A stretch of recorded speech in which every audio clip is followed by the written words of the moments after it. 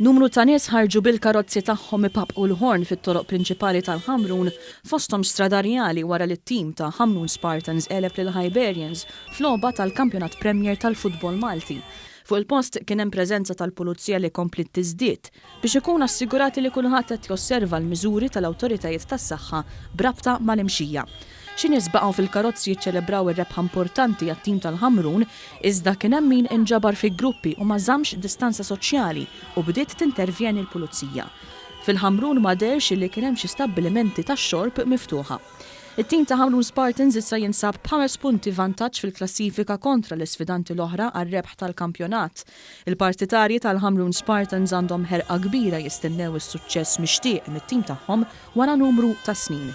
It-tim tal-Ħamrun għeleb lil dak ta' Raħal Ġdid b'gowl minn penalty fl-aħħar ftit minuti tal-logħba.